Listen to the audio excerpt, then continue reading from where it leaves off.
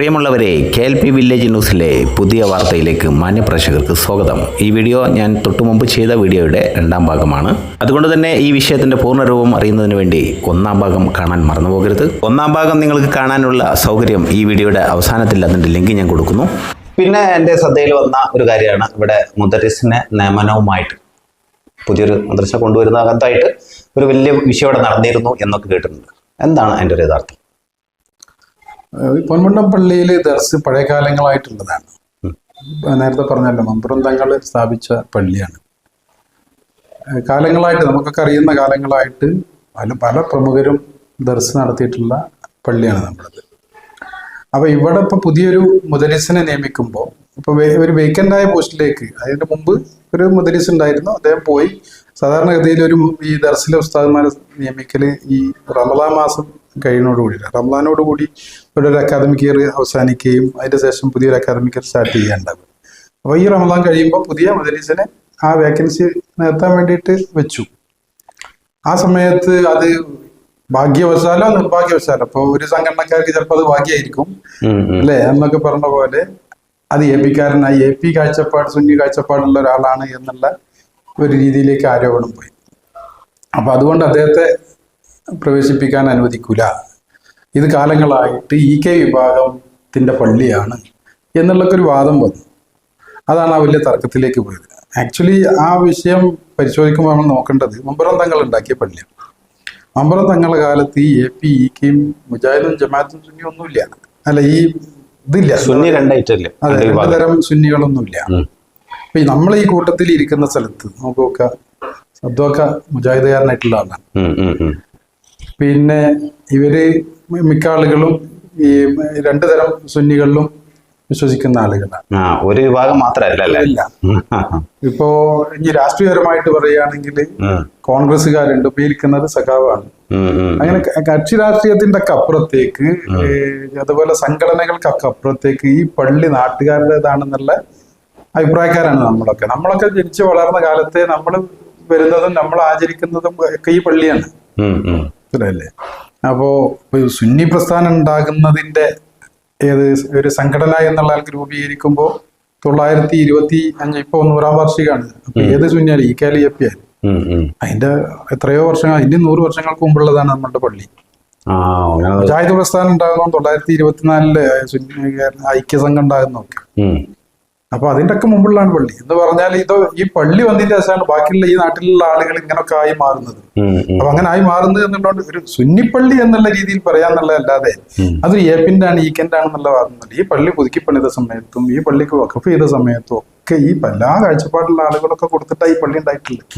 അപ്പൊ അങ്ങനെയുള്ള ഒരു പള്ളിയിൽ ഒരു കൂട്ടർക്കുള്ള ദർശനം നടത്താൻ പറ്റി, അത് കാലങ്ങളായി ഞങ്ങൾക്കിതാണ് എന്ന് പറയുമ്പോൾ അത് അംഗീകരിക്കാൻ പറ്റുന്നതല്ല. അതിനു മുമ്പ് കോട്ടൂർ ഉസ്താദ് എന്ന് പറയുന്ന, ഞാനിപ്പോ ഈ പറഞ്ഞ പോലെ മുജാഹിദാണോ സുന്നിയാണോ എന്ന് വെച്ചാല് ഞാനിപ്പോ എന്ത് പറഞ്ഞാൽ ഈ സംഘടനക്കാരനെ സംബന്ധിച്ചൊന്നോളൊന്നുമില്ല, അങ്ങനത്തെ ഒരാളാണ്. കോട്ടൂർ ഉസ്താദ് എന്ന് പറയുന്നത് AP ഫ്രാക്ഷനുമായി ബന്ധപ്പെട്ടിട്ടുണ്ടായിരുന്ന ആളാണ്. അദ്ദേഹം ഇവിടെ ദർശനം നടത്തിയിരുന്ന ആളാണ്. അതിനേക്കാളും പ്രമുഖരായിട്ടുള്ള പഴയ ആളുകൾ ദർശനം നടത്തിയിരുന്ന ആളുകൾ. ഇപ്പോ നമ്മൾ ഈ പരിശോധിച്ച സമയത്ത് ഇങ്ങനെ ഒരു വിവാദത്തിലേക്ക് അത് കൊണ്ടുപോയി. പക്ഷേ നമ്മൾ നോക്കേണ്ടത്, അയാൾ അങ്ങനെ വലിഞ്ഞു കയറി വരികയല്ലല്ലോ, അദ്ദേഹത്തിനെ ഈ നാട്ടുകാർ വിളിച്ചു വരുത്തുക. ആരാ?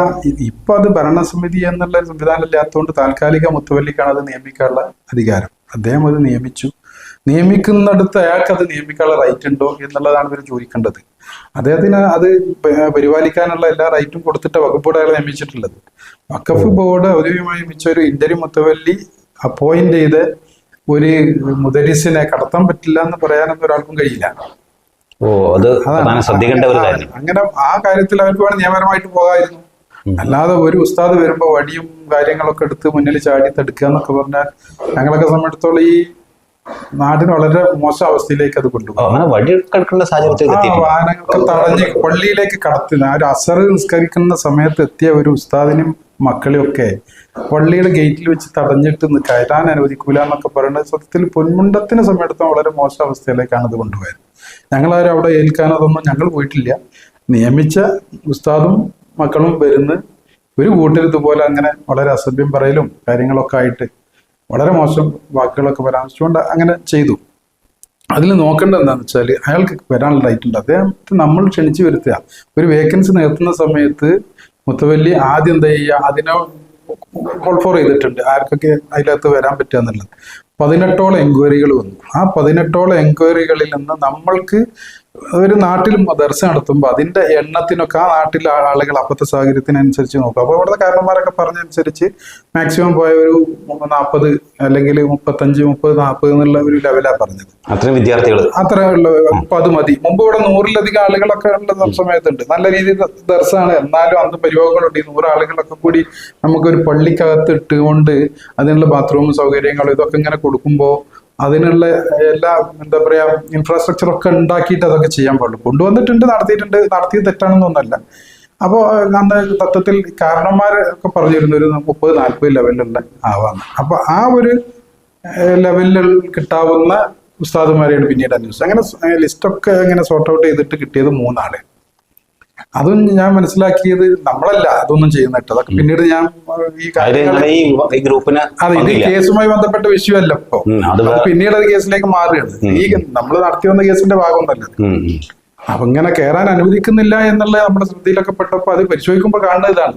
ഇന്റരി മുത്തവല്ലി നിയമിക്കുന്നു. ഇന്റരി മുത്തവല്ലിക്ക് നിയമിച്ചാൽ മതി. പക്ഷെ ഇന്റരി മുത്തവല്ലി വളരെ മാന്യമായിട്ട് അത് നാട്ടിലെ കാളിയുമായി കൂടിയിരുന്നിട്ട് കാളിനെ ഒരു ഇന്റർവ്യൂ ബോർഡിൽ അവർ 2 പേരും ഇന്റർവ്യൂ ബോർഡ് അംഗങ്ങളായിട്ടാണ് ഇതൊക്കെ സ്വീകരിക്കുന്നത്. അങ്ങനെ ഈ 3 ആൾ ഇന്റർവ്യൂ ചെയ്ത് കാളി മുത്തവല്ലിയും കൂടിയാണ്. എന്നിട്ട് അതിൽ തീരുമാനം എടുക്കണം. അപ്പൊ പിന്നെ അതിനകത്തുനിന്ന് ഏതെങ്കിലും ഒരാളെ തീരുമാനിക്കണം. ഇനി ആരെ തീരുമാനിക്കുമെന്ന് മുത്തവല്ലി കാളിനോട് ചോദിക്കുന്നു. ഇനി ഇതിന് പറ്റുന്ന ഒരാളെങ്കിൽ തീരുമാനിച്ചോളൂ എന്ന് കാളി പറയാണ്. സത്യത്തിൽ ഇന്റർവ്യൂ മുത്തവല്ലിക്ക് കാളിയോട് പോലും ചോദിക്കേണ്ടതില്ല, ബോർഡാണ് തീരുമാനിക്കുന്നത്. പക്ഷെ അദ്ദേഹം അതിന്റെ മാന്യത കീപ്പ് ചെയ്തുകൊണ്ടാണ് ചെയ്തത്. അങ്ങനെ അദ്ദേഹം എടുത്ത എന്താ, അതിനകത്തുനിന്ന് എടുത്ത ആള് ഏറ്റവും കൂടുതൽ ദർസ് നടത്തി പരിചയമുള്ള ആ 3 ആളുകളുടെ സീനിയർ ആയിട്ടുള്ള ആളാരാ നോക്കി. 22 കൊല്ലത്തോളത്തെ 22 വർഷം ദർസ് നടത്തി പരിചയമുള്ള ആളാണ്. നേരത്തെ നമുക്ക് പറ്റുന്ന സ്ട്രെങ്ത് ഉള്ള ആളാണെന്നുള്ളത് ഉറപ്പിച്ചു. അതിൽ തന്നെ ഏറ്റവും സീനിയർ ആയിട്ടുള്ള ആളെ നിയമിച്ചു. എക്സ്പീരിയൻസ് എത്രമാത്രം ഉണ്ട്. അതെ. അപ്പൊ മറ്റുള്ളവർക്ക് അതൊരു ഇതായി. അത് ഏൽപ്പിക്കാരനാണല്ലോ. അത് ആരായാലും ഒരു ഇന്റരിം മുത്തവല്ലിയാണല്ലോ ഇപ്പൊ വരുന്നത്. അപ്പോ തങ്ങളുടെ അധികാരങ്ങളിൽ നിന്ന് പോകുന്നു എന്നുള്ളത് കാണുമ്പോൾ എല്ലാ തർക്കങ്ങളിലേക്കും അവർ കൊണ്ടുവരുന്നുള്ള ഉറപ്പാണ്. അപ്പൊ ഇപ്പത്തെ കാരണം അത് അങ്ങനെയാണ്, AP ആണെന്നുള്ളതൊക്കെ. പക്ഷെ നമ്മളാരും അത് അങ്ങനെ അംഗീകരിച്ചു കൊടുക്കുക. ഒരു വിഭാഗത്തിൻ്റെതാണ്, അവർക്ക് കടക്കാൻ പാടില്ല എന്ന് പറഞ്ഞാൽ അതൊന്നും നമുക്ക് അംഗീകരിച്ചു കൊടുക്കാൻ പറ്റില്ല. സുന്നിപ്പള്ളിയാണ്, അതിനകത്ത് EK ആയാലും AP ആയാലും ആർക്കും ഇതാണ്. ഞാനിപ്പോ ഏതെങ്കിലും ഫ്രാക്ഷന്റെ ഭാഗമൊന്നുമല്ല. അതിൽ ഞങ്ങൾ ആരും അങ്ങനെ കക്ഷി ചേരാൻ നിൽക്കുന്നവരുണ്ട്, ഉണ്ടാവും. ഇപ്പൊ ഞങ്ങളെ കൂട്ടത്തിൽ തന്നെ AP ഭാഗവുമായി ബന്ധപ്പെട്ട് പ്രവർത്തിക്കുന്നവരുണ്ട്, ഒക്കെ ഉണ്ട്. ഞാൻ പറഞ്ഞല്ലേ മുജാഹിദ്. അപ്പൊ അതുകൊണ്ട് ആ നിയമനം വാലിഡ് ആണോ എന്നുള്ളതാണ്. അതിലൊറ്റ കാര്യമുള്ളൂ, നമുക്കത് കയറ്റാൻ അന്ന് സത്യം നിയമപരമായിട്ട് നടത്താവുന്നേ ഉള്ളൂ. പക്ഷെ ഹൈക്കോടതിയുടെ വെക്കേഷൻ കാലാവധി ആയതുകൊണ്ട് അത് ഒത്തിരി വൈകിപ്പോയി എന്ന് മാത്രമേ ഉള്ളൂ. ആ കോടതിയിൽ നിന്ന് അതൊരു ഓർഡർ വാങ്ങിക്കഴിഞ്ഞാൽ ഈ പറഞ്ഞ ആർക്കും അതിന് തൽക്കാലം ഇതൊന്നും കിട്ടൂല. പിന്നെ അത് മനസ്സിലാക്കിയിട്ട് ഒരു 2 ആഴ്ചന്റെ അപ്പുറത്ത് നീണ്ടുപോകില്ല എന്നുള്ളത് കൊണ്ട് അവർ കഴിഞ്ഞാൽ അതിന്റെ ഒരുപാട് ചർച്ചകളൊക്കെ നടന്നു. നമ്മളും ആ ചർച്ചകളൊക്കെ കഴിഞ്ഞിട്ട് മതി എന്നുള്ളവർക്ക് നമ്മളും എന്തെങ്കിലും ആർക്കെങ്കിലും കൺവിൻസ് ചെയ്യാണ്ടെങ്കിൽ എന്നുള്ള നിലക്ക് അതൊക്കെ ചെയ്തിട്ടാണ്. പക്ഷെ ആ ദരീസ് തന്നെയാണല്ലോ ഇപ്പോ നമ്മൾ ദർശനം നടത്തുന്നത്. റഹീം സഖാഫി എന്ന് പറയുന്ന മുദരീസാണ് ഞങ്ങളുടെ പരിപാടി. അല്ല, ഇപ്പൊ പുതിയതായിട്ട് നിയമിച്ച ആള് അവരും മക്കളുമാണ് ഇപ്പൊ അതിനകത്തുള്ളത്, അവരും വിദ്യാർത്ഥികളും ഉള്ളത്. പിന്നെ ഇതിന് അങ്ങനെ ഒരു നിയമനവുമായിട്ട് ബന്ധപ്പെട്ട് കോടതിയായിട്ട് ബന്ധപ്പെടേണ്ട സാഹചര്യം ഉണ്ടായില്ല. സ്വമേധയാ അവർ തന്നെ പിന്മാറിയിരുന്നു. അവർക്ക് എന്ത് പറഞ്ഞിട്ടാ കോടതി പോവുക? നിങ്ങൾ നോക്ക്, ഈ ഒരു ഇന്റരി മുത്തവല്ലി ഒന്നുകിൽ ആ നിയമനത്തിനകത്ത് എന്തെങ്കിലും അപാകത പറയാൻ പറ്റണം. അങ്ങനെ ഉണ്ടായിട്ടില്ല. പിന്നെ എന്ത് പറഞ്ഞിട്ടാ ഒരു AP ആണെന്ന് പറഞ്ഞിട്ടൊന്നും ഒരു കോടതി പോകാൻ കഴിയില്ല. ഈ AP കാരനായതുകൊണ്ട് പറ്റില്ല എന്നൊന്നും കോടതി പറയാൻ പറ്റില്ല. വഖഫ് ബോർഡിന്റെ ഇപ്പൊ നമ്മള് നേരത്തെ ഞാൻ പറഞ്ഞ പോലെ ഇപ്പൊ കുറെ സംഘടനക്കാര് പള്ളി ഉണ്ടാവും. ഇപ്പൊ മുജാഹിദിന്റെ ഒരു പള്ളി, അത് കാലാകാലം മുജാഹിദ് വന്നതിന് ശേഷം മുജാഹിദ് ഫ്രാക്ഷൻ ഉണ്ടാക്കുന്ന അല്ലെങ്കിൽ AP വിഭാഗം ഉണ്ടാക്കുന്ന പള്ളി, അത് ഈ കാലാകാലം APയുടെ പള്ളി തന്നെയാണ്. EKക്കും പള്ളിയുണ്ട്, മുജാഹിദിന് പള്ളിയുണ്ട്, ജമാഅത്തിന് പള്ളിയുണ്ട്, എല്ലാ സംഘടനക്കാർക്കും പള്ളി അവരുണ്ട്. അതൊരിക്കലും നാട്ടുകാരുടെ മൊത്തം പള്ളി എന്ന് പറയാൻ കഴിയില്ല. അതാ ഫ്രാക്ഷൻ, അവര് ഫിനാൻസ് ഒക്കെ ഫണ്ടിങ് ഒക്കെ അവരത് മാത്രമാണ്. ഇതങ്ങനല്ലാന്ന്. ഇത് നാട്ടിൽ എല്ലാ ആളുകളും വഖഫ് ചെയ്തിട്ടും നിർമ്മാണ പ്രവർത്തനങ്ങൾക്ക് ഫണ്ടെടുത്തിട്ടും ത്യാഗം സഹിച്ചിട്ടും ശാരീരികവും സാമ്പത്തികവും മാനസികവും എല്ലാ നിലക്കും കായികപരമായിട്ടും ഒക്കെ വളർത്തി ഉണ്ടാക്കി കൊടുത്തിട്ടുള്ള പള്ളിയാണിത്. ഇതങ്ങനെ ഒരു കൂട്ടരെ ഞങ്ങളുടേതാണെന്ന് അവകാശപ്പെട്ടുകൊണ്ട് നിൽക്കുന്നൊന്നുമില്ല. അത് ഒരു കുടുംബത്തിൻ്റെതാണെന്നുള്ള വാദം പരാജയപ്പെട്ടപ്പോൾ പിന്നീട് അത് ഒരു ഫ്രാക്ഷൻ്റെതാണെന്ന് വാദിക്കാനുള്ള ശ്രമം നടത്തുന്നുള്ളൂ. അതും എല്ലാം ഇതിനകത്ത് സ്ഥാപിച്ചു. ഇനി അടുത്ത എന്താണെന്ന് അറിയില്ല. ഇതൊക്കെ കുറച്ച് കാലങ്ങൾ ഇത്തരം വാദങ്ങളൊക്കെ നിൽക്കുള്ളൂ. കൂടുതൽ കാലങ്ങളൊന്നും പറഞ്ഞിരിക്കാൻ കഴിയില്ല. ഓക്കെ. അതിനിടയിലേ അങ്ങനെ പാസ് ചെയ്യുന്ന സമയത്ത് കണ്ടൊരു കാര്യമുണ്ട്. കുറെ കാലുകൾ നോക്കുകുത്തിയായിട്ട് തന്നെ കാത്തിരിക്കുന്നുണ്ട്. അപ്പൊ അതുമായി ബന്ധപ്പെട്ട ഒരു വിവാദത്തിന് ചെറിയൊരു സൂചന കിട്ടി.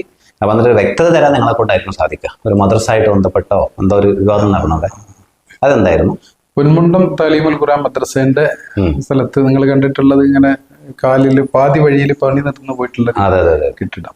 അത് പരാമർശിക്കാൻ സംസാരിക്കാൻ ഒരുപാട് കാര്യങ്ങൾ പറയാനുണ്ട്. നമ്മുടെ പള്ളിയുടെ അല്ലെങ്കിൽ മദ്രസന്റെ ഒക്കെ വഖഫ് സ്വത്തുക്കൾ ഞാൻ നേരത്തെ പറഞ്ഞല്ലോ, കൃത്യമായിട്ട് അത് സൂക്ഷിക്കുന്നിടത്ത് അതിന്റെ നികുതി അടച്ചത് അതിന്റെ റെക്കോർഡ്സ് സൂക്ഷിക്കുന്നിടത്ത് തന്നെ വലിയ അപാകതകൾ ഉണ്ടായിട്ടുണ്ട്. ഇപ്പൊ നിങ്ങൾ കണ്ട ആ സ്ഥലം, ഞങ്ങളൊക്കെ മദ്രസ പഠിച്ച സ്ഥലമാണത്. ഞങ്ങളൊക്കെ പഠിച്ച മദ്രസ എന്നിരുന്ന സ്ഥലം അതാണ്. പക്ഷെ ഇപ്പൊ അത് പൊളിച്ച് പുതിയ നിർമ്മാണത്തിന് വേണ്ടിയിട്ട് ആലോചിക്കുന്ന ഒരു അറബിയുടെ ഫണ്ടിങ് ഉണ്ട് എന്ന് പറഞ്ഞിട്ടാണ് അതിലേക്ക് കടക്കുന്നത്. അങ്ങനെ അത് ഉണ്ടാക്കുന്ന സമയത്ത് ഇതിന്റെ ആധാരങ്ങളൊക്കെ നമ്മൾ പരിശോധിച്ച് നോക്കുമ്പോൾ ഈ സർവേ നമ്പർ ഒരു 9-10 സെന്റോളം ഭൂമി ഒരു സ്വകാര്യ കുടുംബം തീരു വാങ്ങിയിട്ടായിട്ട് 1990 ആധാരപ്രകാരം ക്ലെയിം ഉണ്ട്. അപ്പോൾ സത്യത്തിൽ അത് പരിശോധിച്ച് കഴിഞ്ഞാൽ 1948 അരിമണിച്ചോല വീരാൻകുട്ടി ഹാജി എന്ന് പറയുന്ന ആളും രണ്ടോടി ഉണ്ണീദോ ഹാജി എന്ന് പറയുന്ന ആളും കൂടി ഒരാളെ സ്വത്ത് വഖഫ് ചെയ്യുന്നു. അതിന്റെ ഒരു പോർഷന്റെ പൈസ ഉണ്ണീദോജിയാണ് അതിന്റെ ഒരു പോർഷന്റെ പൈസ കൊടുക്കുന്നത്. ബാക്കിയുള്ളത് അവരെ മനസ്സാലെ വഖഫായിട്ടും അങ്ങനെ രണ്ടുപേരുടെ വഖഫായിട്ട് വന്ന സാധനം 1948 വന്ന സാധനം. ആ ഒരു 9 സെന്റ് സ്ഥലം 310-18 സർവേ നമ്പറിലുള്ളത് 1990 ആധാരപ്രകാരം കാണുകയാണ്. ഒരു കുടുംബത്തിന്റെ അവകാശത്തിലാണ്, സ്വകാര്യ കുടുംബത്തിന്റെ അവകാശത്തിലിരിക്കുകയാണെന്നുള്ളത്. അത് എങ്ങനെ വന്നു എന്നുള്ളത് പരിശോധിക്കപ്പെടേണ്ടതല്ലേ? ഞാൻ ഇനിയിപ്പോ ഒരു തെറ്റിദ്ധാരണന്റെ അടിസ്ഥാനത്തിലോ അല്ലെങ്കിൽ ഒരു പക്ഷെ ഇപ്പൊ അവര് പറഞ്ഞത് സർവേ നമ്പർ മാറിയതാണ്.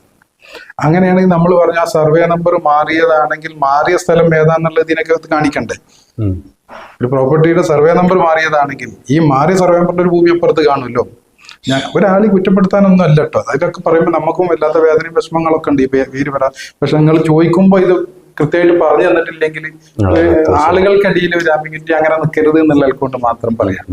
അപ്പോ അങ്ങനെ കാണാൻ പാടില്ല. അപ്പൊ നമ്മൾ പറഞ്ഞു അങ്ങനെ ഒരു സ്ഥലത്ത് നിർമ്മാണം നടത്താൻ പറ്റില്ല. ഒന്നുകിൽ അതിന്റെ 1948 വഖഫ് നിലനിൽക്കണം. അതിന് ശേഷം പിന്നെ ഒരു വഖഫ് ഒരിക്കലും ആയിക്കഴിഞ്ഞാൽ പിന്നെ അത് മാറ്റി ഒരാളുടെ പേരിൽ ആധാരം എഴുതാനും പറ്റില്ല.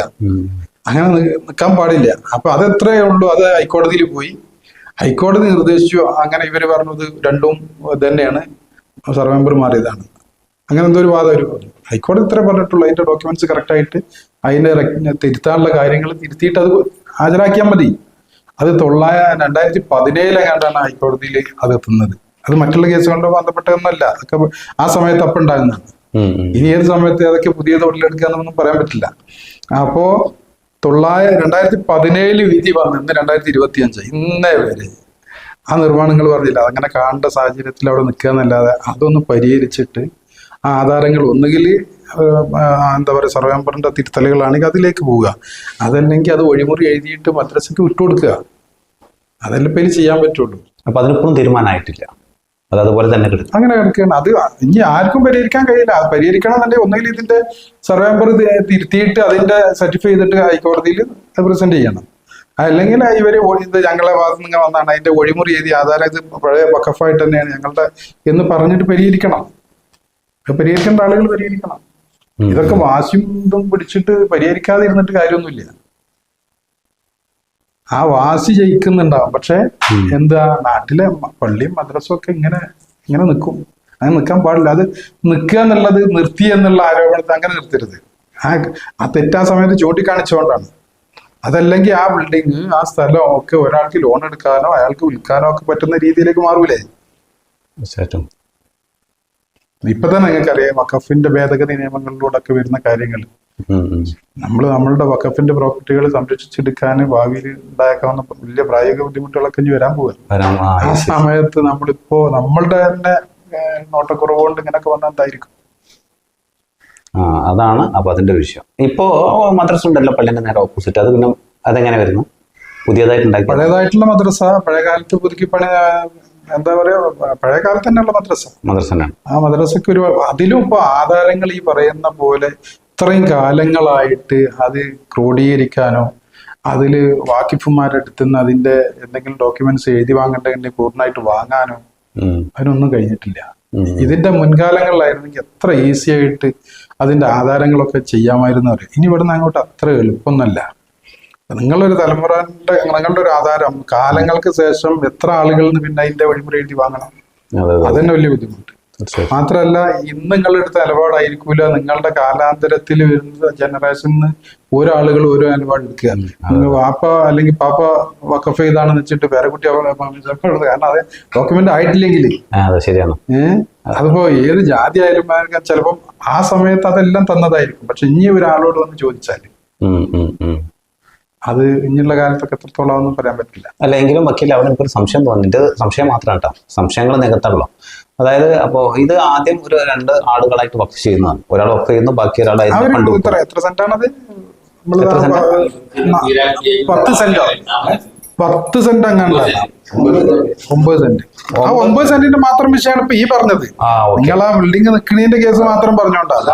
ബാക്കിയുള്ളൊക്കെ അതിന്റെ സമയത്ത് എപ്പോഴാണ് അത് ഉടലെടുക്കുക എന്നുള്ളത് നമുക്കും പറയാൻ പറ്റൂല.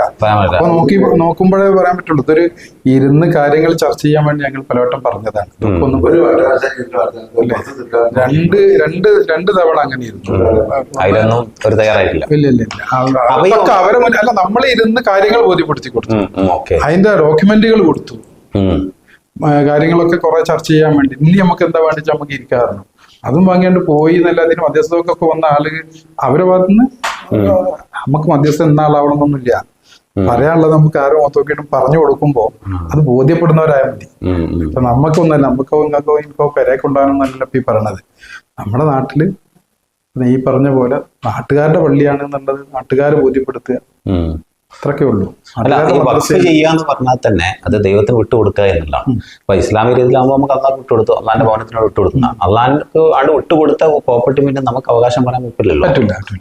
അതാണ് അതിന്റെ ഒരു നാട്ടുകാർക്ക് എല്ലാവർക്കും ഉള്ള അവകാശം. എല്ലാവരും കൂടി എപിക്കാർക്കും മാത്രമായിട്ട് കൊടുക്കാൻ ഞങ്ങൾ ഉദ്ദേശിച്ചിട്ടില്ല, ഈക്കാർക്കും കൊടുക്കാൻ ഞങ്ങൾ ഞങ്ങൾക്ക് അത് നാട്ടുകാരെ പള്ളിയായിട്ട് തന്നെ എല്ലാ കാലത്തും വേണം.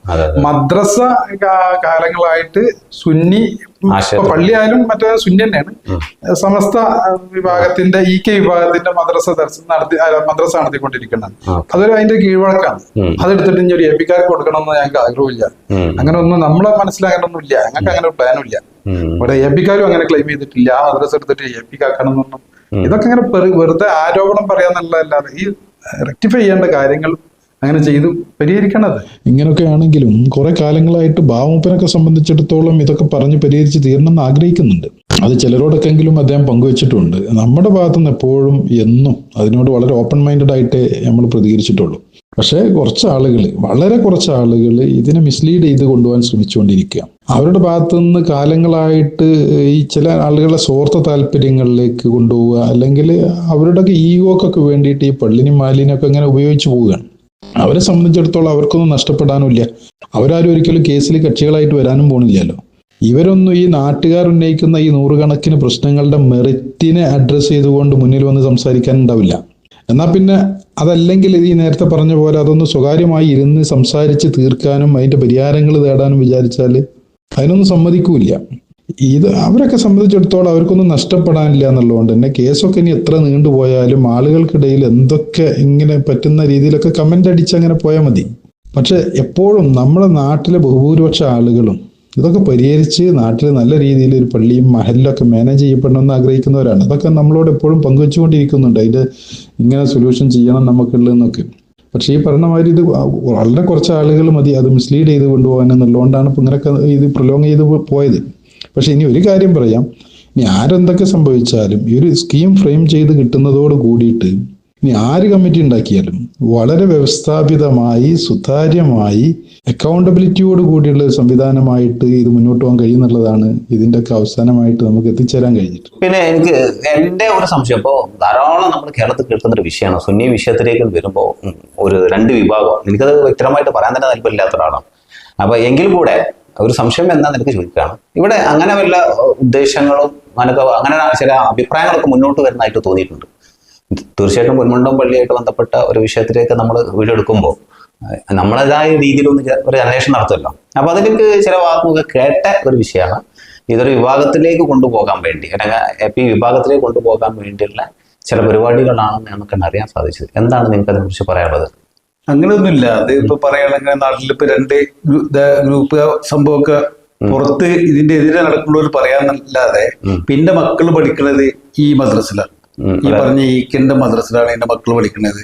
പള്ളീന്റെ കീഴിൽ ഇന്ന് വരെ ആയിട്ട് നടക്കുന്നത് അവിടെ സിലബസ് ആണ് എന്റെ മക്കളോട് പഠിക്കുന്നത്, 4 മക്കളോട് പഠിച്ചിരുന്നത്. അങ്ങനെ ഉണ്ടെങ്കിൽ ഞാനിപ്പോ ഇതിൽ ഒരുപാട് കാലമായിട്ടുള്ള ആളാണ്. എന്റെ മക്കൾ ഏപ്പിന്റെ ഇതിൽ നേരെ അപ്പുറം തന്നെ ഈ ഏപ്പിന്റെ മദ്രസ. വീടിന് തൊട്ടടുത്തായിട്ട് അല്ല, ഈ മദ്രസിന്റെ നേരെ അപ്പുറം തന്നെ അവിടെ എനിക്ക് ചേർത്താ പോരെ. നമ്മളെ സംബന്ധിച്ചിടത്തോളം ഇതിൽ ഏപ്പി കെ അങ്ങനൊന്നുമില്ല. നമ്മൾ ഇതിന്റെ സത്യം ഇവരെടുക്കുന്നതിനോട് ഇതിൽ കൂടെ നിൽക്കാന്ന്. അത് മറുഭാഗത്തുള്ള അവരുടെ ഒരു ആയുധമാണ്. മറ്റുള്ളവരുടെ മുന്നിൽ ഒന്നും പറയാൻ തെളിവ് ചെയ്ത് കിട്ടാത്തത് കൊണ്ട് അത് ഏപ്പിക്കാരെ പിടിച്ചെടുക്കുക എന്നുള്ള ആ ഒരു ഒറ്റ എന്താ പറയാ നമ്മള് വേറെ ഒന്നും അവർക്കില്ല. അതുകൊണ്ട് മാത്രമാണ് അവർ പറഞ്ഞത്. ഇപ്പോൾ ഏതൊരു വിഷയം നടക്കുമ്പോൾ നമുക്ക് എളുപ്പം പ്രതിരോധിക്കാൻ പറ്റുന്ന ഒരു മാർഗ്ഗമാണ് രാഷ്ട്രീയം, അതുപോലെ സംഘടന ഒക്കെ. അപ്പോൾ അതിന്റെ ഒരു ഭാഗമായിട്ടാണെന്നാണ് നിങ്ങൾ അതിനെ കുറിച്ച് മനസ്സിലാക്കുന്നത്. നിങ്ങളുടെ ഒരു കാഴ്ചപ്പാട് അങ്ങനെ. ഓക്കെ, ആ സംശയം. നിങ്ങൾ ഇവിടെ കുറെ ആളുകൾ ഇതിനൊക്കെ സാക്ഷ്യം വഹിച്ചിരിക്കുന്നുണ്ട്. എല്ലാവരോടും ഞാൻ ചോദിക്കാത്തത് എന്താ വെച്ചാൽ എല്ലാവരും കൂടെ സംസാരിക്കുമ്പോൾ ബുദ്ധിമുട്ടാകണ്ടെന്ന് കരുതിയിട്ടാണ്. അപ്പോൾ കാര്യങ്ങളൊക്കെ ഞാൻ കേട്ടു. ഇങ്ങനെയുള്ള മാറ്റങ്ങളൊക്കെ ഉണ്ട്, അല്ലെങ്കിൽ അങ്ങനെയൊക്കെയുള്ള തീരുമാനം നടപ്പില്ല. ഇപ്പോൾ കോടതി വിധിയൊക്കെ അനുകൂലമായി വന്നു, അല്ലെങ്കിൽ ഇപ്പോൾ ഒരു എൻ്റെ മുത്തവലിനൊക്കെ വെച്ചു എന്ന് പറയുന്നു. ഇതില് നിങ്ങളെ മഹലിന് വന്ന മാറ്റങ്ങളെ പറ്റി വല്ല ഐഡിയ ഉണ്ടോ? മഹലില് വന്ന മാറ്റങ്ങൾ എന്ന് പറയാൻ, ഞാൻ ഒരു പ്രവാസിയായിരുന്നു 10-27 വർഷം. പിന്നെ മഹലില് നമ്മുടെ കമ്മിറ്റി ഉണ്ട്. ഇവിടെ കമ്മിറ്റി നമ്മുടെ തിരുപ്പല്ലേ മമ്പളം ഞങ്ങൾ നിർച്ച പല പരിപാടികളും നടത്തുന്നുണ്ട്. പല പരിപാടിയുണ്ട്. ഇതിനൊക്കെ പൈസ വിൽക്കുന്നുണ്ട്. ഇതിന്റെ റിപ്പോർട്ട് നമ്മൾക്ക് ഇതുവരെ പള്ളിയിൽ വെച്ച കമ്മിറ്റി ഉണ്ട്. കമ്മിറ്റിയിൽ തന്നെ ആരൊക്കെയാണ് ഉള്ളത്, പ്രസിഡന്റ് ആയ സെക്രട്ടറി നമ്മൾക്കറിയില്ല. നമ്മള് വിളിക്കലുമില്ല. അങ്ങനെ കമ്മിറ്റി ഉണ്ട്, മദ്രസിൽ ഇങ്ങനെ കമ്മിറ്റി കൂടുന്നുണ്ട്. അങ്ങനെ വിളിക്കലുമില്ല. എന്തെങ്കിലും ഉണ്ടെന്നുണ്ടെങ്കിൽ ചോദിക്കും. പൈസ അങ്ങനെ പിരിവുണ്ട്, അതിന് കൊടുക്കും. നമ്മളെ കൊണ്ട് കയ്യിൽ നിന്ന് കൊടുക്കും. അപ്പൊ ഇതുവരെ ചരിത്രത്തിൽ നമ്മൾ അനുഭവിച്ചിട്ടില്ല ഇങ്ങനെ ഇത്ര ബാലൻസ് ഉണ്ട്, ഇത്ര വരവുണ്ട്, ഇങ്ങനെ നടന്നുകള്. അങ്ങനെ ഒരു പള്ളി ഉണ്ടാക്കിയ ഇതിലും കിട്ടിയില്ല. പള്ളി പുനർനിർമ്മിച്ച് കോടി അന്നത്തെ കണക്കിന് വലിയൊരു പള്ളിയാണ്. അപ്പൊ അതില് ഇങ്ങനെ പറഞ്ഞു കണക്കൊന്നും നമുക്ക് ഇതുവരെ കിട്ടിയില്ല. ഇപ്പോൾ മുത്തവല്ലി വന്ന് 2 വർഷം കഴിയാഴ്ച പിന്നെ മുത്തവല്ലി വേണ്ടിയിട്ട് പറയും വനദർശന് ഇത്ര വരവുണ്ട്, ഇത്ര ചെലവുണ്ട്, പള്ളിക്ക് ഇത്ര ചെലവുണ്ട്, വരവുണ്ട്, മദ്രസക്ക് ഇത്ര ചെലവുണ്ട്, വരവുണ്ട്. അത് കണക്ക് കൃത്യമായിട്ട് പറഞ്ഞു തരുന്നുണ്ട്. അപ്പൊ മുൻപത്തെ വ്യത്യാസമായിട്ട് ഇപ്പൊ കിട്ടിയ ഒരു ഗുണം എന്താ വെച്ചാല്, ഈ ഒരു സംവിധാനത്തിലേക്ക് വന്നപ്പോ ഏതൊരു സാധാരണക്കാരനും അതിന്റെ പള്ളിയുമായി ബന്ധപ്പെട്ട വരവ് ചെലവ് കണക്കുകൾ ഇത് സമയത്ത് അറിയാം. സംശയം ചോദിക്കാം. ഓക്കെ, അടുത്ത അഹമ്മദ് എന്ന കുഞ്ഞോൻ എന്നാണ് എന്നെ അറിയപ്പെടുന്നത്. ഇത് പറയാനുള്ളത്, ഇവിടെ നമ്മളെ മുൻ മുത്തവല്ലി ബാവാനെ പിന്നെ പ്രോസിക്യൂട്ട് നടപടി ചെയ്യാൻ കാരണം മൂപ്പരിയിൽ വന്ന കണക്കിൽ അപാധകളാണ്. ലേ ബുക്ക്, നമ്മളെ പിന്നെ പള്ളിയിൽ ഒരു അക്കൗണ്ട് ഇല്ല. പക്ഷെ ഈ ഇന്റർവ്യൂ മുത്തവല്ലി വന്നതോടുകൂടി അതിനൊക്കെ ഒരു ഇത് വന്നു. പിന്നെ അക്കൗണ്ട് ഉണ്ട്, സുതാരമാണ്, എല്ലാവർക്കും എപ്പോഴും പോയി ചോദിക്കാം. പിന്നെ എല്ലാ വെള്ളിയാഴ്ചകളിലും അല്ലെങ്കിൽ 1-2 വെള്ളിയാഴ്ചകളിലും മൂപ്പരിൽ ഓരോ ആഴ്ചയിൽ നടന്ന പള്ളിന്റെ എല്ലാ കാര്യങ്ങളും പള്ളിയിൽ പറയും. അതൊന്നും ഉണ്ടായിരുന്നില്ല. അങ്ങനെയൊക്കെ മുന്നോട്ട് പോകുമ്പോൾ എല്ലാവർക്കും നല്ലൊരു സന്തോഷത്തിലാണ് ഇപ്പോ. ഈ ചിലവർ പറയുന്നത് ഈ മുത്തവല്ലിയെ മുന്നോട്ട് ഇനിയും വർഷങ്ങൾ നടന്നു പോട്ടെ എന്നുള്ള ഒരു ആഗ്രഹക്കാരുണ്ട് കുറെ ആളുകൾ. നിങ്ങളുടെ പേരൊന്ന് പറയാതെ. എന്റെ പേര് ലത്തീഫ് ആലേരി. എന്താണ് തോന്നുന്നത്? എന്താണ് തോന്നുന്നതെന്ന് ചോദിച്ചാൽ, അത് ബഹുലമായ ഒരു പരിപാടിയോട് കൂടിയിട്ടാണ് പോകുന്നത്. മഹലില് ഭരണമായാലും പൈസയുടെ പിന്നെ കണക്ക് പരിപാടികളായാലും അതിന്റെ കൃത്യമായിട്ടാണ് ഇപ്പൊ പോകുന്നത്. നേർച്ച, മമ്പറും ഞങ്ങളുടെ നേർച്ച, അതുപോലെ നേർച്ചയൊക്കെ നമ്മുടെ നാട്ടിലെ സ്ഥിരമായിട്ട് നടക്കുന്നതാണ്. എല്ലാ വർഷവും നടത്താറുണ്ട്. പിന്നെ നടത്തപ്പെടുന്ന ഒരു നേർച്ചയാണ്. അതുപോലെ റബീഉൽ അവ്വലിന്റെ പരിപാടി. ഇതിനെല്ലാം ആദ്യം ഇതിന്റെ കണക്ക് കാര്യങ്ങളൊന്നും അവതരണം ഉണ്ടായിരുന്നില്ല. ഇപ്പൊ എത്ര നിവാസികളെ കയ്യിൽ നിന്ന് എത്ര രൂപ പിരിക്കുന്നു, എത്ര രൂപ ചെലവ് വരുന്നു, അതെല്ലാം കൃത്യമായിട്ട് ജനങ്ങൾക്ക് അറിയാൻ സാധിക്കുന്നുണ്ട്. വരവ് ചെലവുകൾ മാലിന്യവാസികൾക്ക് മൊത്തമായിട്ട് അറിയാൻ സാധിക്കുന്നുണ്ട്.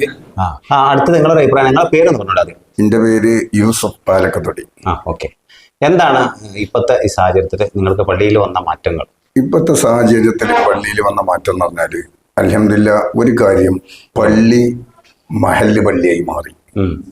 അതായത് മഹല്ലിലെ എല്ലാവർക്കും തുല്യ അവകാശമുള്ള പള്ളിയായി മാറി. അത് വലിയൊരു കാര്യമാണ്, നല്ല കാര്യമാണ്.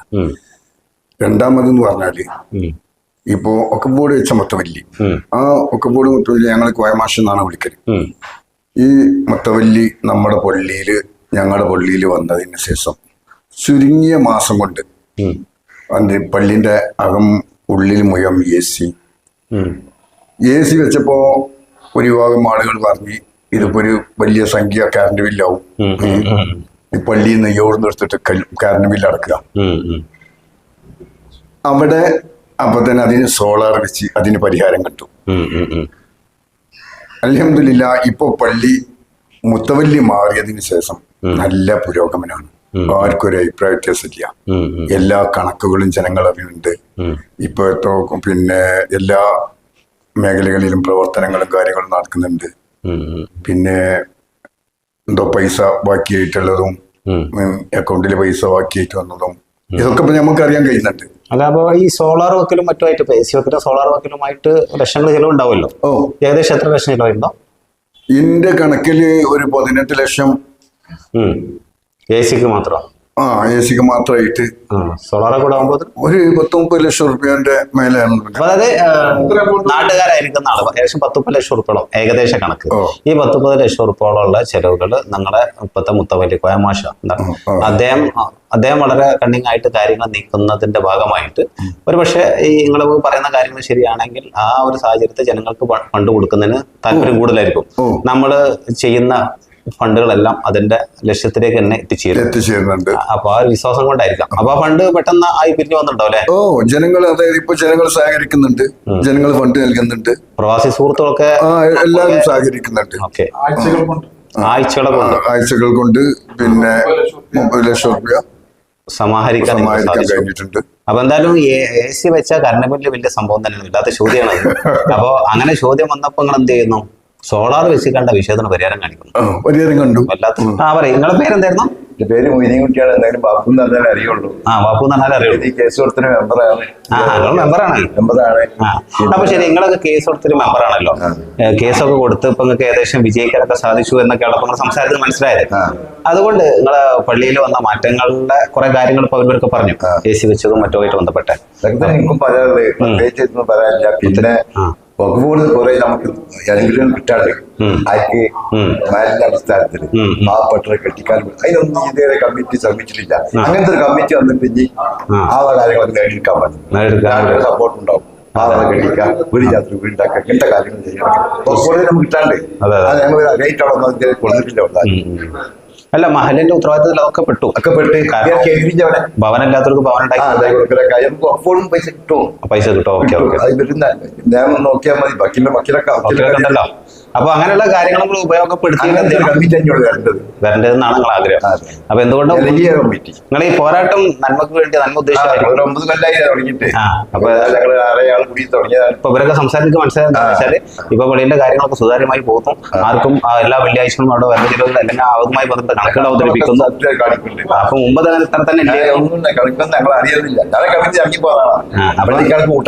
അപ്പൊ എന്തായാലും വന്ന് അധ്വാനിച്ചതിന് അതിനുവേണ്ടി പ്രയത്നിച്ചത് നന്നായി എന്ന് തോന്നി. ഇപ്പോഴേ റാത്തായിട്ടുള്ളൂ. റാത്തായി. കമ്മിറ്റി വരണം അവിടെ. ഈ പറഞ്ഞ കാര്യങ്ങൾ പലതും നേടിയിട്ടാണ്. Okay okay. അത് വാങ്ങിക്കാൻ പറ്റുന്ന കമ്മിറ്റി വരണം. Okay okay. സന്തോഷം. അപ്പൊ നിങ്ങളുടെ പേര് പറയാതെയോ? എന്റെ അബ്ദുസലാം നെല്ലിയാടി. എന്റെ ഒരു സംശയം ചോദിക്കുകയാണ്. ഇതിപ്പോ ഒരു സുന്നി പള്ളിയാണല്ലോ, ആ പള്ളിയുമായി ബന്ധപ്പെട്ട് നിങ്ങൾ ഒരു മുജാഹിദ് പ്രസ്ഥാനത്തിന് താല്പര്യമൊക്കെ ഉള്ള ആളാണ്. എല്ലാ പള്ളികളിലും ഉണ്ട്, നമ്മുടെ നാട്ടിൽ പ്രതിഷ്ഠ അങ്ങനെയാണ്. ഇപ്പൊ മഹല്ല് പള്ളികൾ സംരക്ഷിക്കുമ്പോൾ അതിൽ സുന്നി മുജാഹിദ് ജമാഅത്തൊക്കെ ഉണ്ടാവും, അതിന്റെ കാര്യങ്ങളിൽ സജീവമായിട്ട് പങ്കെടുക്കാറുണ്ട്. അപ്പൊ എന്താണ് ഇപ്പോ ഈ കാര്യം? അപ്പൊ നമ്മൾ ഒരുപാട് കാര്യം വിശദീകരിച്ചു, മുത്തവല്ലിയായിട്ട് ബന്ധപ്പെട്ട ചില വിഷയങ്ങളൊക്കെ. അതിന് പരിഹരിച്ചതിന് ശേഷം അല്ലെങ്കിൽ ഇപ്പൊ വിധി വന്നതിന് ശേഷം എന്താണ് നിങ്ങൾക്ക് തോന്നുന്നത്? ഇപ്പൊ എന്താണെന്ന് വെച്ചാൽ ഞാന് ആ ആദ്യത്തിന്റെ കറക്റ്റായിട്ട് മത്സ്യം കൊടുക്കുന്ന ഫാമിലി പെട്ടാണ് ഞങ്ങളെ. ഞാൻ 2 പ്രാവശ്യം ഗൾഫിൽ നിന്ന് വന്നിട്ട് മത്സ്യം കേട്ട് അവിടെ പോയിട്ട് വരെ വാങ്ങിക്കാൻ ആളെ കണ്ടിരുന്നില്ല. ഒരു മാറ്റി പള്ളിയാണ്, സുന്യ മുജാഹിദ് ജമാഅത്ത് ഇസ്ലാമി ഒന്നല്ല, ഒരു മാറ്റി പള്ളി. ഞാൻ വെച്ചിന്റെ മുജാഹിദായ ഇന്ത്യ മജിദോണ്ട മറേജിന്റെ സ്ഥലമാണ്. അതെ, തീർച്ചയായിട്ടും. അപ്പൊ നമ്മൾക്ക് നമ്മളെ സംരക്ഷണത്തിനും അവരൊരു പിന്നെ പള്ളി നിലനിർത്തുന്നത് നമ്മളൊരു ആവശ്യങ്ങൾ കൊണ്ടാണ്. അതിന് സുന്നി മുജാഹിദ് പിന്നെ APEK ഇതൊന്നും പറഞ്ഞൊരു കാര്യത്തിൽ മാലിന്യ പള്ളിയാണ്. മാലിന്യ പള്ളി ഇപ്പൊ കറക്റ്റായിട്ട് പൈസ വാങ്ങിക്കുന്നുണ്ട്. അത് വിളിച്ച് പറയും ഞങ്ങൾ ഇന്ന ദിവസം വരുന്നുണ്ട്, അത് വരുന്നുണ്ട്, അത് വാങ്ങിക്കുന്നുണ്ട്. അവരോട് ചോദിച്ചാൽ അതിന്റെ കണക്കും പറഞ്ഞിട്ടുണ്ട്. വെള്ളിയാഴ്ച പറഞ്ഞിട്ട് പോരെങ്കിൽ എന്ത് സംശയം തീർക്കാം എന്ന് വളരെ വ്യക്തമായിട്ട് പറയുന്നുണ്ട്. അപ്പൊ അങ്ങനെ കുറെ മാറ്റങ്ങൾ വന്നു. അപ്പൊ അങ്ങനെ കുറെ മാറ്റങ്ങൾ, മുഴുവൻ മാറ്റങ്ങൾ വന്നുകൊണ്ടിരിക്കുകയാണ്. പിന്നെ ഇപ്പൊ നേരത്തെ ഇതിൽ വന്നൊരു ചോദ്യമുണ്ട്, ഒരു ഭാഗത്ത് നിന്ന് വന്ന ഒരു അഭിപ്രായത്തെ വെച്ചാൽ ഈ നിക്കാഹ് സംബന്ധമായ കാര്യങ്ങൾക്കായിട്ട് ബന്ധപ്പെട്ട് ചോദിക്കുമ്പോൾ ഉത്തരവാദിത്തമില്ലാത്ത അവസ്ഥയായിരുന്നു. ഇപ്പൊ ആ പ്രശ്നങ്ങൾക്ക് പരിഹാരമായോ? ഇപ്പൊ പ്രശ്നങ്ങൾക്ക് ഇപ്പത്തെ വന്ന പിന്നെ മുത്തവല്ലി കാര്യങ്ങൾ കൈകാര്യം ചെയ്യുന്നുണ്ട്. അതാണ് ആവശ്യം. കാരണം എന്താണെന്ന് വെച്ചാൽ ഉത്തരവാദിത്തം ഇല്ലാത്തൊരു പള്ളിയല്ല ഇപ്പൊ പെൺകൊണ്ടം പള്ളി. എന്റെ മാരിന്റെ പള്ളിയാ നിങ്ങൾക്ക് പറയാം, പറയാനൊരു സന്തോഷം തോന്നുന്നു. സന്തോഷമുണ്ട്. കാരണം എന്താണെന്ന് വെച്ചാൽ ഇത് കാരണന്മാരുണ്ടാക്കി വെച്ചാൽ ഞാൻ ഉണ്ടാക്കിയ പള്ളിയല്ലോ, അല്ലെങ്കിൽ ഇന്ന അനുകൂലിക്കുന്ന കുറച്ച് ആൾക്കാർ ഉണ്ടാക്കിയതൊന്നുമല്ല. ഒരുപാട് ആളുകൾ 10-20 വർഷമായിട്ട് ഒരു മാരിന്റെ അടിസ്ഥാന പള്ളിയാണ്. ഇപ്പൊ 5-6 ജുമാ പള്ളികൾ ഇതിന്റെ ഉള്ളിൽ തന്നെ വേറെ വരുന്നുണ്ട്. അതുകൊണ്ട് തന്നെ നമ്മളെന്ന് പറഞ്ഞ ഖബർസ്ഥാന വലിയൊരു പള്ളിയാണ്. അപ്പൊ അതിന്റെ ഉത്തരവാദിത്തത്തോടു കൂടി ഇപ്പോഴും നടക്കുന്നുണ്ട്. അത് നടത്തുന്ന ഒരു കമ്മിറ്റി നിലവിൽ വരണം.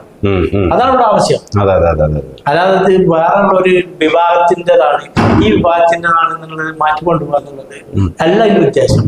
അത് ഒരു ഭാഗത്ത് ജയിക്കാൻ വേണ്ടിയിട്ട് മനഃപൂർവ്വം ഉദ്ദേശിക്കാൻ ഉണ്ടാക്കുന്നതാണ് എന്റെ അനുഭവത്തിൽ നിങ്ങൾക്ക് മനസ്സിലാവുന്നത്. അതായത് ഇപ്പൊ നിങ്ങൾ പറഞ്ഞപ്പോൾ എനിക്ക് മനസ്സിലായത് എന്താ വെച്ചാൽ, അങ്ങനെ വല്ല വിവാദം ആരെയും കൊണ്ടുവരുന്നുണ്ടെങ്കിൽ ഇപ്പുറത്ത് പിടിച്ചു നിൽക്കാൻ പറ്റാതാകുമ്പോൾ അതിന് പ്രതിരോധിക്കാൻ വേണ്ടി അങ്ങനെ ഒരു സംഘടനാ സംവിധാനം മുന്നോട്ട് കൊണ്ടുവരുന്നു എന്ന് മാത്രം. അത് അത്രേ ഉള്ളൂ. കാരണം ഇപ്പൊ പുതിയ ഒരു ദർശന ഉസ്താദ് വന്ന് ഒരു കാരണവശാലും ഞാൻ വേറെ ആശയക്കാരനാക്കണം, ഒരു പള്ളിയിൽ വരുന്ന ഒരു ദർശന ഉസ്താദിന്റെ കുട്ടികളെ ഒരു കാരണവശാലും തടയാൻ പറ്റില്ല.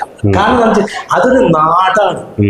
പൊന്മുണ്ട എന്ന സ്ഥലത്ത് ദർശന കുട്ടികളെ തടുത്തുന്ന പറയാം. അത് ഏത് വിഭാഗം തന്നെ പറയാം. ആ പൊന്മുണ്ടത്തെ ആയിട്ട് ഞാനും കൊടുക്കും. നിങ്ങൾ ഏതാണെന്നുള്ളത് പിന്നെ ചോദിച്ചിട്ട് വേണം മനസ്സിലാക്കാൻ. ഞാൻ ആരാണ്, ഇന്റെ നാൾ പെൺമുണ്ടത്തില്ലടോ തടഞ്ഞത് എന്ന് ചോദിക്കുമ്പോ ഞാൻ ആ ഒരു പെൺമുണ്ടത്തെ അല്ല. അതൊരു മാനസിക വിഷമമുണ്ടാകുന്ന സംഗതിയാണ്. ഒരു പള്ളിയിലാണ് അത് ആരെയിക്കോട്ടെ ആയിക്കോട്ടെ, അതിന് സംസാരിച്ച് സമാധാനപരമായിട്ട് കാര്യങ്ങൾ തീർക്കാം. അന്ന് നിങ്ങൾ വീഡിയോ കണ്ടിട്ടുള്ള വന്നിട്ട് പറച്ചിലൊക്കെ എന്താണ് പള്ളിയിൽ വന്നാൽ അന്ന് ഒരിക്കലും ഒരു കാലത്ത് ഒരു നാട്ടില് അംഗീകരിക്കാൻ പറ്റിയ സംഗതിയില്ല. ചിലപ്പോ ഇന്നെ വിമർശിക്കാൻ ആൾക്കാരുണ്ടാവും. പ്രിയമുള്ളവരെ, ഇതോടുകൂടെ ഈ വീഡിയോ ഞാൻ വൈൻഡപ്പ് ചെയ്യുന്നു. മറുവിഭാഗത്തിന് പറയാനുള്ള കാര്യങ്ങൾ കൂടെ നിങ്ങളുടെ മുമ്പിലേക്ക് എത്തിക്കണമെന്ന് ആഗ്രഹിക്കുന്നു. അവസരം കിട്ടുകയാണെങ്കിൽ ആ വീഡിയോ ആയിട്ട് ഞാൻ കടന്നു വരും. നിങ്ങളുടെ പ്രതികരണം അറിയിക്കാൻ മറന്നു പോകരുത്. Thank you for watching.